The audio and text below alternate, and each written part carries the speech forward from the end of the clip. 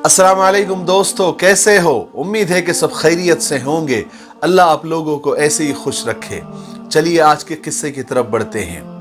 आज का किस्सा ये है कि एक मर्तबा रसूल पाक सल्लल्लाहु अलैहि वसल्लम और सहाबा किराम एक मजलिस बैठी हुई थी जहां पर अल्लाह के रसूल भी थे और कुछ सहाबा भी वहां पर मौजूद थे।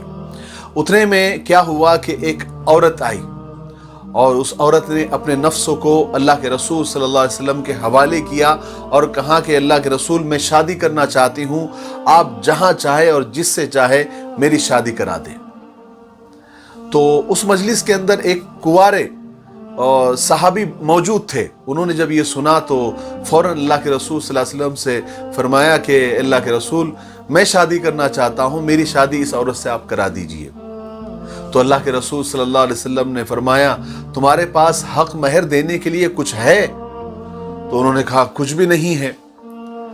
तो अल्लाह के रसूल सल्लल्लाहु अलैहि वसल्लम ने फरमाया कि जाओ, अगर लोहे की अंगूठी भी मिल जाए तो ले आना, मैं वही हक महर बनाकर इसका निकाह तुमसे करा दूंगा। वो सहाबी अपने घर गए, लेकिन गुर्बत का, गरीबी का आलम यह था कि लोहे की अंगूठी भी नहीं मिली।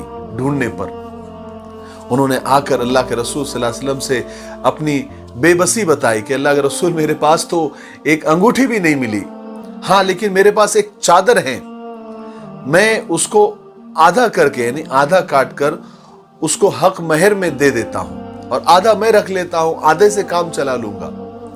अल्लाह के रसूल सल्लल्लाहु अलैहि वसल्लम ने फरमाया कि आधी तो न तेरे काम आएगी न उसके काम आएगी, ये तो नहीं हो सकता। वो सहाबी थोड़ी देर बैठे रहे, फिर उसके बाद में वो उठकर जाने लगे। तो अल्लाह के रसूल सल्लल्लाहु अलैहि वसल्लम ने उनको बुलाया और फरमाया, तुमको कुछ कुरान की सूरतें याद है, कुछ आयतें याद हैं? तो सहाबी ने फरमाया कि हाँ, मुझे फला सूरत याद है, फला आयतें याद है। तो अल्लाह के रसूल सल्लल्लाहु अलैहि वसल्लम फरमाया, मैं उन सूरतों के इवज में मैंने तुम्हारा निकाह कर दिया।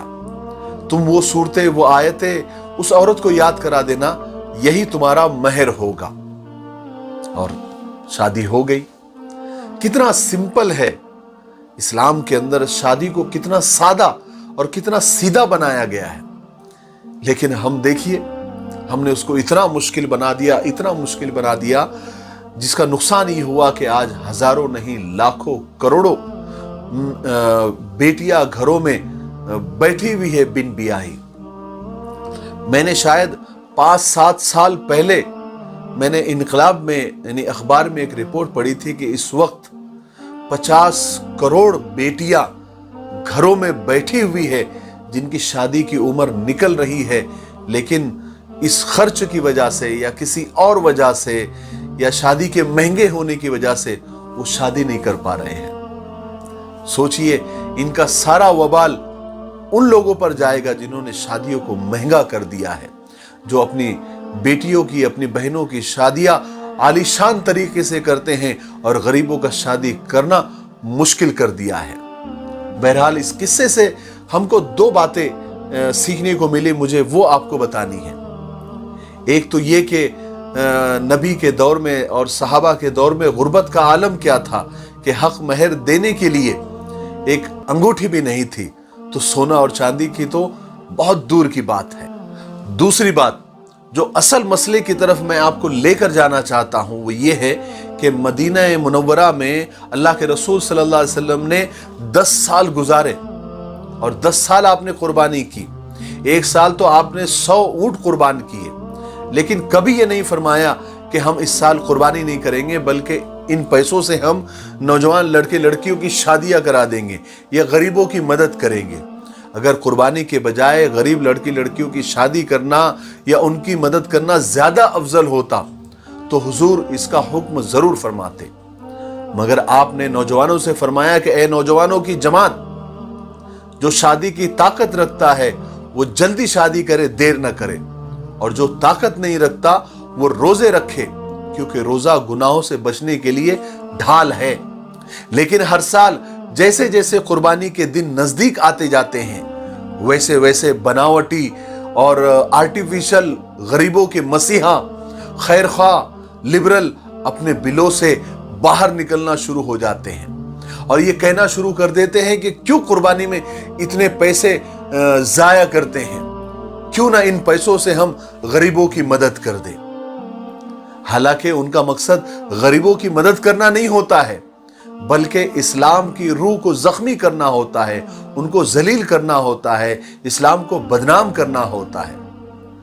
ये लोग कुर्बानी के पैसे ही गरीबों में तकसीम करना चाहते हैं, तो मैं उनसे ये कहना चाहता हूं कि वो हर साल जो बर्थडे पार्टियों पर लाखों रुपए खर्च करते हैं, वो क्यों गरीबों में तकसीम नहीं करते। अपने बर्थडे पार्टी को कैंसिल कीजिए। अपनी शादी की सालगिरह बड़ी धूमधाम से मनाते हैं, मत मनाइए। उसके पैसे बेवाओं में तकसीम कर दीजिए। अपने फॉरेन टूर्स कैंसिल करके यतीमों में बांट दीजिए। ये लिबरल कहलाए जाने वाले लोग अपनी आलीशान शादियों को सादा कर दीजिए और वो पैसे सैलाब से बेहाल लोगों की मदद कर दीजिए। लेकिन वो ऐसा नहीं करेंगे। वो सिर्फ आते हैं सिर्फ कुर्बानी के ऊपर, हज के पैसों के ऊपर और उम्रे के पैसे के ऊपर, कि क्यों ये पैसे खर्च करते हैं। हालांकि ये हर मजहब में होता है। हर मजहब के अपने कुछ रस्म होते हैं जिस पर लाखों रुपए खर्च किए जाते हैं। तो क्यों सब बंद करके गरीबों की मदद नहीं करते। सिर्फ इस्लाम के बारे में ही और इस्लाम के फराइज के बारे में ही ये बात क्यों की जाती। दरअसल ये इस्लाम से बुग़्ज़ और नफरत इनके अंदर कूट कूट कर भरी हुई होती है। वो गरीबों की मदद करना नहीं चाहते।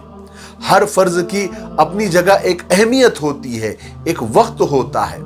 गरीबों की, यतीमों की, बेवाओं की मदद करना भी हम सबका फर्ज है। लेकिन एक नेक अमल को दूसरे एक नेक अमल से मुकाबला नहीं करना चाहिए। हर एक का अपना अपना एक मकाम होता है।